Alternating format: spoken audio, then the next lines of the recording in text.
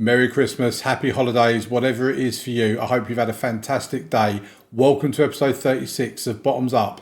And changes are going to happen. Let me explain more.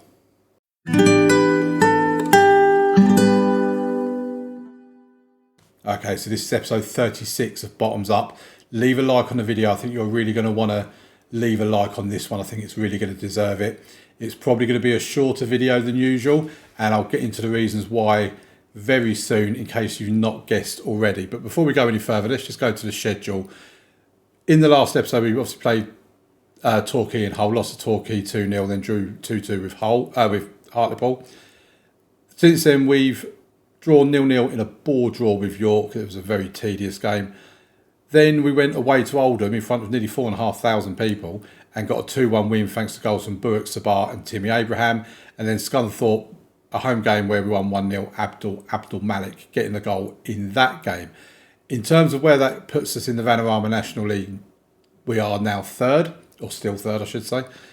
We're 2 points ahead of Altrincham, who are in fourth, but we do have a game in hand. And we're 6 points behind Aldershot, who are second. And again, we have a game in hand. We're 21 points behind Torquay. There's no point even talking about that one. We're not going to win the league. And things are going pretty well for us still. You know, we've still got teams, Dagenham, Redbridge and Halifax we play in the last couple of days of the season. However, that's not really going to be important to us because if you remember, around the time we played Hartlepool, I think it was just before we played Hartlepool, I applied for the job as Colchester manager. And I declared my interest in it, went all out that I want to do it. And here we go. They've approached us. I had the interview 2 or 3 days ago, and they've now approached us, offering us the job. Now, we have got this meeting here with the board. They've requested a meeting to discuss my future. I don't have a future at this club. I have no intentions of staying. I would like to leave, so I'm not going to bother attending this meeting. If we look at this, they're offering me £725 a week. I'm going to see if we can get a bit more than that because that does seem a little bit low. I would like 800, 900. We'll ask for...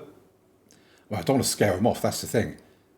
So potentially we will go for 900 and just see what they say, and then hopefully we can settle for around 800. Transfer budget of £85,000. I mean, I have no idea what I'm going to do with 85,000. I know it's not a massive transfer budget, but compared to having zero with Aveley, that is quite a nice transfer budget. The wage budget is 4 times what we're currently used to. Acceptable dressing room atmosphere and keep director of football in place are promises I made at the interview. If we look at the dynamics, club atmosphere is excellent, managerial support is excellent. I don't think that is going to be an issue with the dressing room atmosphere, unless I have a all-out war with them again like I did with the Aveley lot, but never mind. Work within wage budget, develop players using the club's youth system, grow the club's reputation, maximum 1-year contracts for players over the age of 34, finish mid-table in Sky Bet League 2. This is this end of current season. They have already said they're not going to judge me on this season, so this doesn't really count.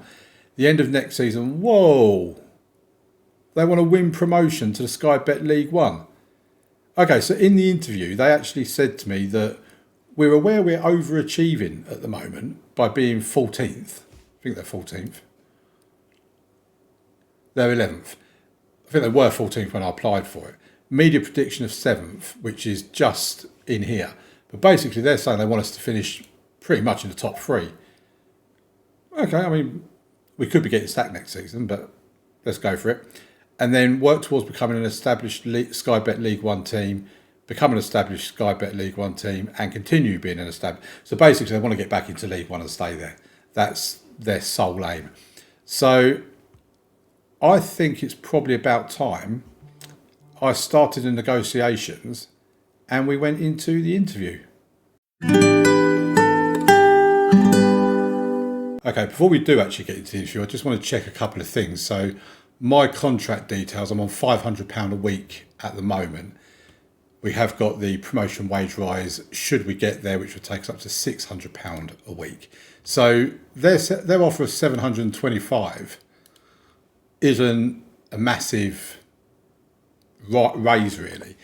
What I also want to do is I want to have a look at their schedule, because it's obviously Sunday the 14th of March at the moment. I want to see when they're playing next. They're playing... Okay, so they're not playing for a couple of weeks. So we have a couple of weeks where they then play Carlisle, who are 13th, away from home. God, I've got 2 away games. Then we've got Grimsby, who are rock bottom, away from home. So the potential of 2 wins there. Then we're playing Wickham at home, Tranmere, who are 3rd, and Bromley, who are 12th. Do you know what? There's a potential to get 4 wins from that.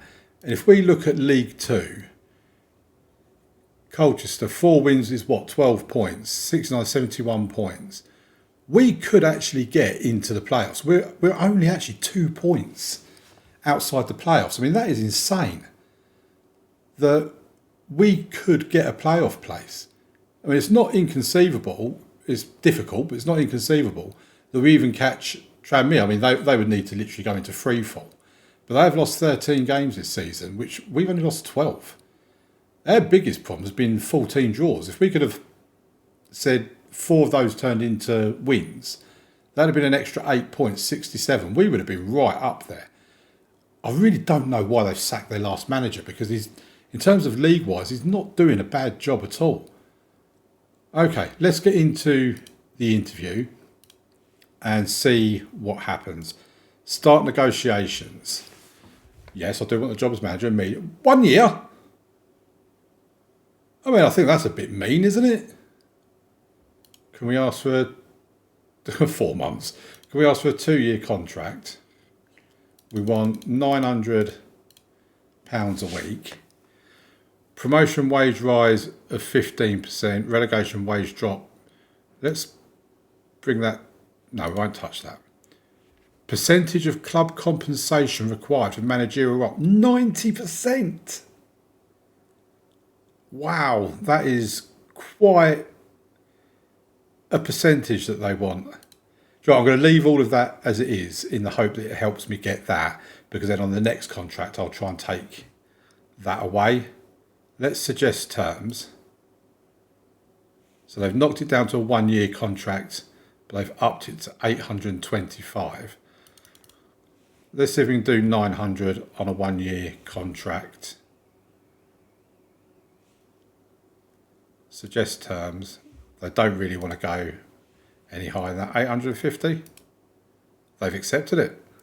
So we're going to have a £350 a week pay rise. It's only a 1-year contract, which I'm not overly happy about, but we finalised the deal. We're exiting the talks, and we are basically done here at Aveley. And I'm not sure exactly how I feel about it, because despite me saying, I don't want to be here anymore, this, that and the other, I'm doing it purely because it's in the best interest of my career, of moving onwards and upwards. I think what we've done with culture, I know some people look at it and say, well, you've got a chance of getting into League 2 with Aveley. Yes, we have, but let's make no mistake about it, we're coming straight back down if we do, because we shouldn't even be in the playoffs in the National League, let alone getting promoted to League 2. God knows what going professional is going to do to Aveley as a football club as well. Whereas with Colchester, we're actually in with a chance of getting promoted to League 1 this season. So I absolutely think we can definitely get promoted next season. So yeah, we've accepted the job. As soon as I hit inbox, continue, whatever, it's then going to take us into the next part of the save. And I didn't realise that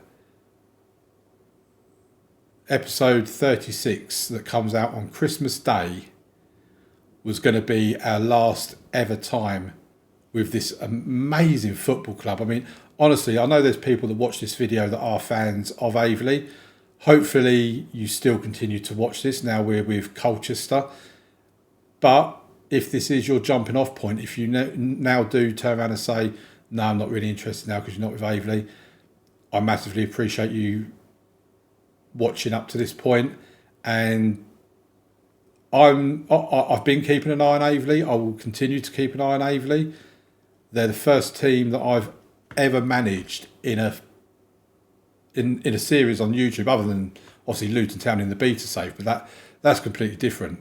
You know, with Aveley, they've launched Bottoms Up. They've launched this series, and they will certainly not be forgotten about. And when we end up at some point winning the Champions League, the Premier League and all that, we'll know it's all started with Aveley. And yeah, I mean, Charlie Hughes and Edwino Vaz, I think, are the only two players here that have been here right from the very start. And Edwino Vaz is still first team regular for us. You know, we look at him. He's played a few games for Chelsea, 41 games for Chelsea. So he's 142 games for us, 10 goals, 23 assists, 6 man of the match awards. This man's been fantastic for us. He really has. And yeah, 142 appearances. Oh, it's a struggle to click continue, folks. It really is, because I know what I'm leaving behind. Aveley, thank you very much. I really appreciate everything you've done for me for this series. But we're now going to go and manage Colchester. And here it is, folks. Colchester United, Higher Hills. In a move which is sure to spark plenty of heated debate, Damien Hills has left Aveley to join Colchester. Hills, who famously knocked Boreham Wood out of the FA Cup. I mean, is that my claim to fame? I knocked Boreham Wood out of the FA Cup. In 2024, will no doubt be hoping to provide similarly memorable moments in stepping up to a bigger club. Hills will face pressure to bring immediate success to JobServe Community Stadium.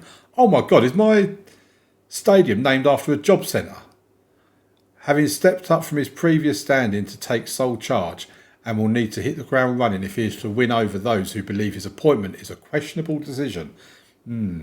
Jesse March was considered to be favourite for the job, but it is unclear whether the club favoured Hills all along. Do you know what? Jesse March, he's managed in the Premier League. And we've been... I'm not saying that I'm Premier League level, by the way, but that's quite a confidence boost.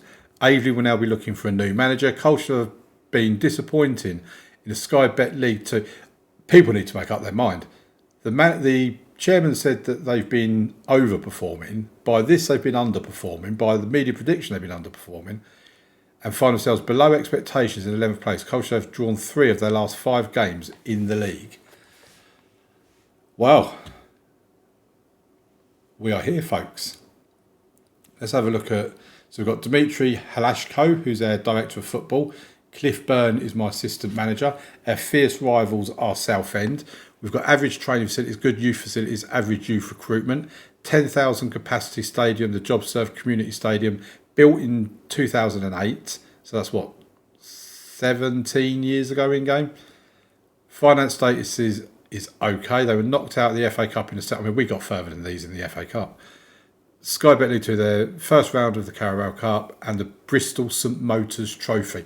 I am assuming, especially seeing as the badge still says Papa John's, I'm assuming that the Papa John's badge is the Bristol Street Motors Trophy, the former Papa John's Trophy, the pizza one.